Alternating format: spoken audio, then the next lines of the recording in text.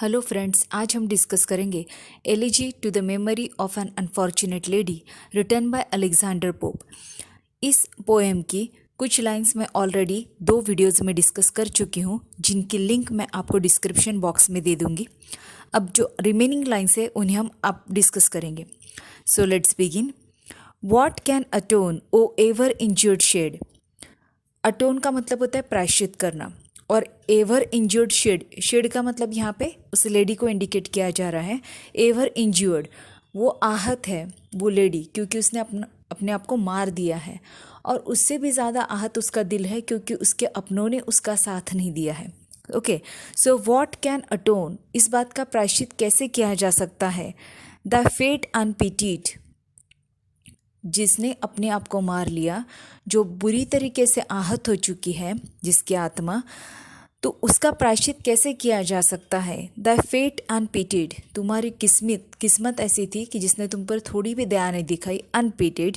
And the rights unpaid, और तुम्हें जो मौत के बाद में जो तुम्हारे अधिकार थे, मतलब तुम्हें ठीक से दफनाया जाना चाहिए था, तुम्हारे अपने तुम्हारे पास में होने चाहिए थे, ऐसा कुछ नहीं हुआ।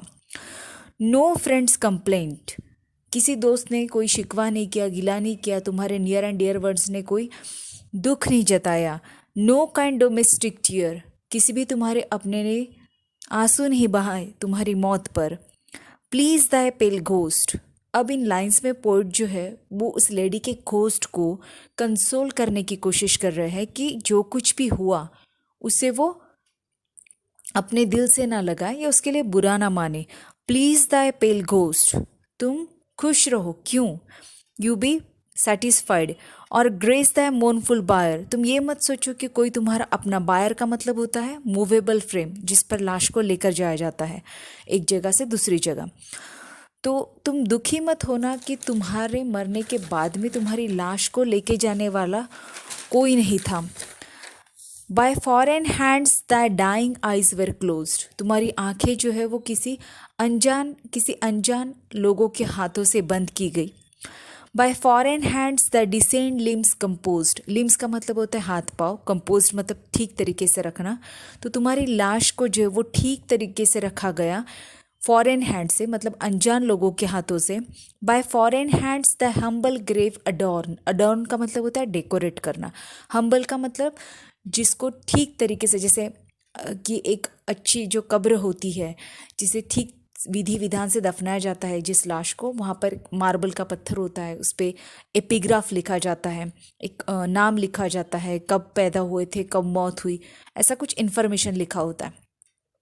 लेकिन इस लेडी के टूम पर, समाधि पर ऐसा कुछ नहीं था, इसलिए उसे हम्बल ग्रेव कहा गया है। Okay, by foreign hands the humble grave adorn, तुम्हारी समाधि को, जिसे कोई ज़्यादा तामझाम नहीं था, जहाँ पर पत्थर भी नहीं था ना, उस पर कोई समाधि लेख लिखा गया था, और उसे जो थोड़ा बहुत जो डेकोरेशन या 2-4 फूल जो चढ़ाए गए वो भी फॉरेन हैंड्स, मतलब अनजान लोगों ने चढ़ाए।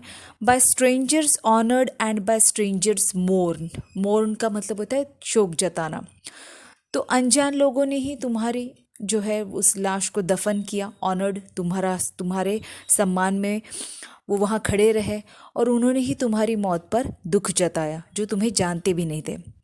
What though no friends in sable weeds appear, अब सैबल का मतलब होता है डार्क, ओके, वीड्स मतलब जो अनचाहे पौधे होते हैं उन्हें हम वीड्स कहते हैं। So what though no friends in sable weeds appear, तुम बुरा मत मानो कि जब तुम्हें दफनाया गया तो वहाँ पर कोई नहीं था, वहाँ पर जो घास थी उस बीच में तुम्हें कोई अपना नहीं दिखा। Grieve for an hour, grieve मतलब शोक करना, अगर मान लो कोई फ्रेंड्स होता भी या तुम्हारा कोई अपना होता भी तो वो क्या करता कि वो 1 घंटा दुख मनाता, परहैप्स ज़्यादा से ज़्यादा देन मोर न ईयर, और 1 साल तक दुख मनाता, and bear about the mockery of woe, और बाद में वही दुख उसके लिए मॉकरी की तरह, मतलब उसे वो बहुत लाइटली फील होता, उस दुख को वो भूल जाता धीरे धीरे। To midnight dances and the public show, और उसके बाद में वही इंसान कहीं पर अगर क्लब पार्टीज़ में डांसेस चल रहे हैं या कहीं कोई पब्लिक शो हो रहा है तो एंटरटेनमेंट के लिए चला जाता और तुम्हारे उस दुख को भूल जाता।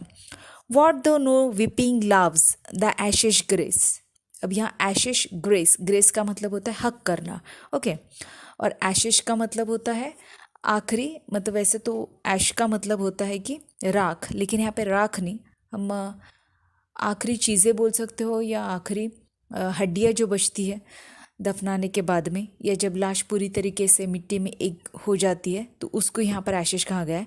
What though no weeping loves the ashes grace.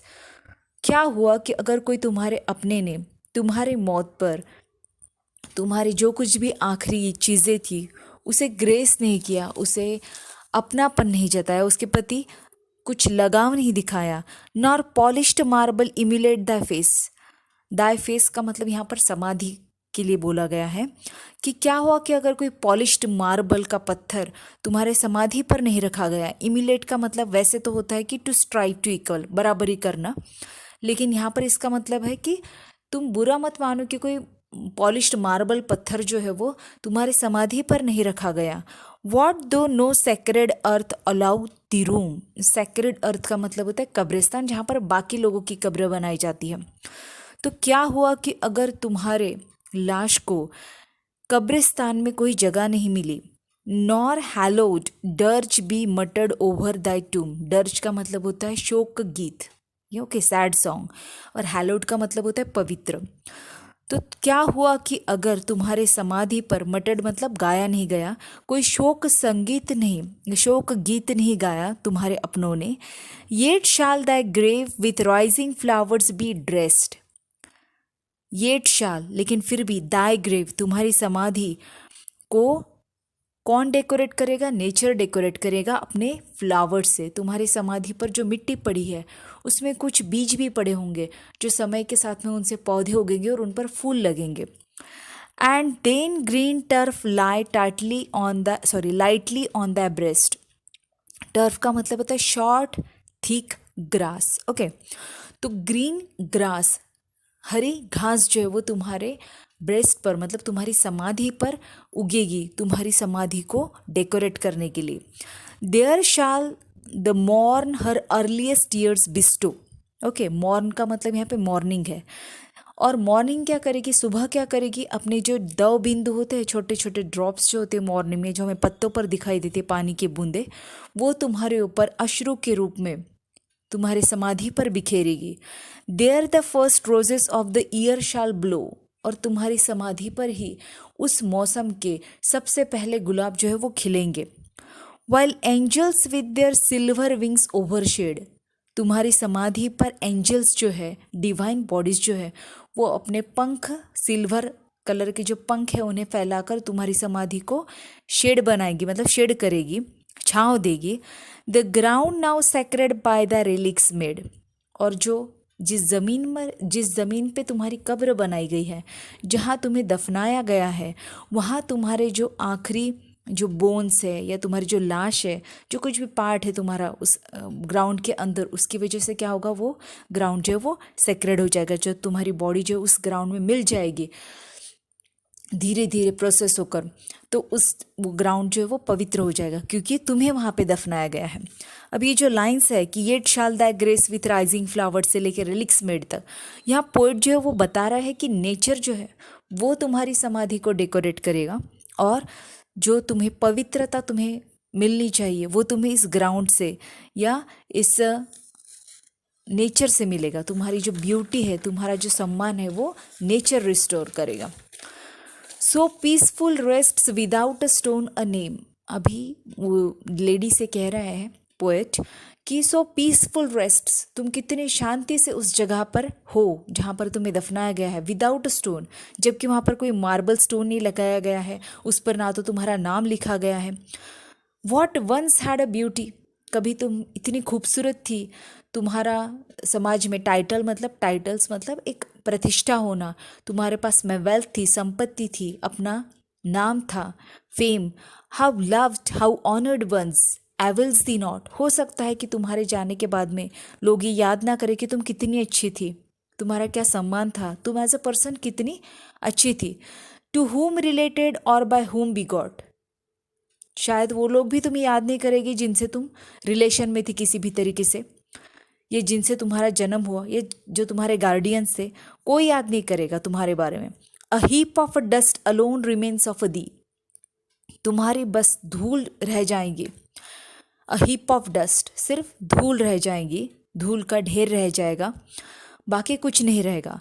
It's all thou art and all the proud shall be, यही होगा तुम्हारा हाल, मतलब तुम्हारा भी यही होगा, और तुम्हारा ही नहीं, उन सारे लोगों का जो इस धरती पर पैदा होते हैं उनका भी यही होता है कि आखिर में सब जाकर धूल में मिल जाते हैं, बाकी कुछ नहीं बचता।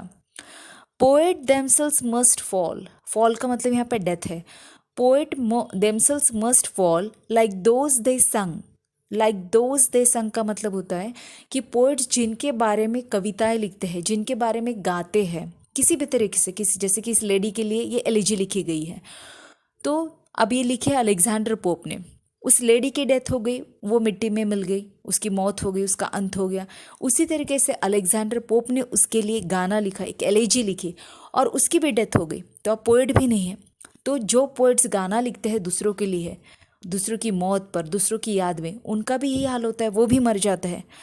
Def the praised ear and mute the tuneful tongue, क्या होता है आखिरी में कि जिन कानों की कभी बहुत प्रशंसा की गई होती है वो मतलब बहरे हो जाते हैं, कुछ सुन नहीं पाते, मतलब मौत हो जाने के बाद में।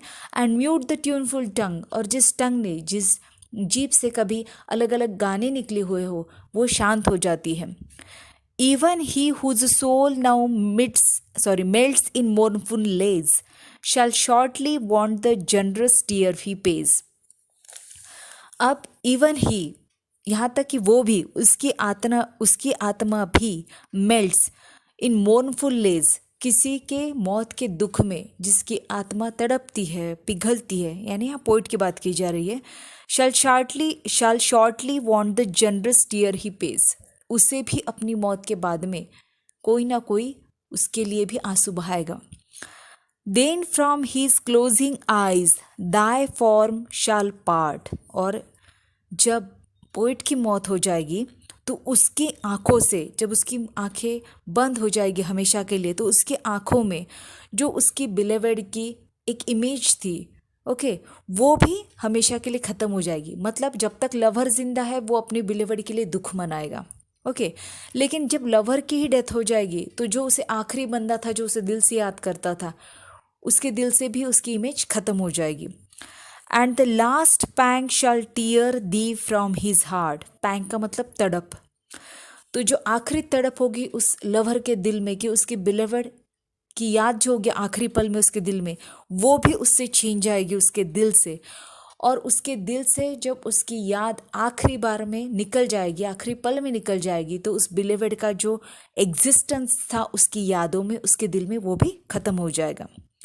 Life is idle business, at one gasp be over. The muse forgot and thou beloved no more. अब यहाँ पोइट मिमेंटो मोरी के बारे में बात कर रहे हैं, मतलब हमें याद दिला रहे हैं कि डेथ जो है वो, मृत्यु जो है वो अंतिम सत्य है। तो यहाँ कह रहे हैं कि जो लवर उस बिलेवड के, उस लड़की के मौत पर दुख कर रहा था अब तक, वो भी एक न एक दिन मर जाएगा, और उसके मरने के बाद में कोई नहीं होगा जो उस बिलेवड की मौत पर, मतलब उस लेडी की मौत पर दुख जताएगा। Life is idle business, life कैसा है, एक बिजनेस की तरह है, एक घटना की तरह है। At one gasp be over, gasp का मतलब होता है जब हम मुंह खोलते हैं आश्चर्य में, तो जब कोई मुंह खोलता है एक क्षण में लाइफ कैसी होती है, ख़त्म हो जाती है, हमें पता भी नहीं चलता कि कब वो मोमेंट होगा, और एक पल में लाइफ ख़त्म हो जाती है। The muse forgot and thou beloved no more, the muse forgot, अब यहाँ म्यूज़ मतलब लवर है, जो कि अपनी बिलेवेड की मौत पर दुख मना रहा था अब तक। द म्यूज़ फॉरगॉट, जिसने न जाने उसके लिए गीत लिखे होंगे, उसे याद क्या होगा कितनी बार, वो म्यूज़ जो है वो उसके डेथ के बाद में वो क्या करता है, अपनी उसकी बिलेवेड की जो आखिरी याद है वो भी उसके दिल से निकल जाती है। एंड दाउ बिलेवेड नो मोर, और उस लवर के मरने के बाद में इस लेडी ने, जो कि उसकी बिलेवेड थी, उसकी याद हमेशा के लिए निकल जाती है, और बिलेवेड का एग्जिस्टेंस जो है वो पूरी तरीके से ख़त्म हो जाता है। तो if you like the explanation and the analysis, please subscribe to the channel and hit the like button.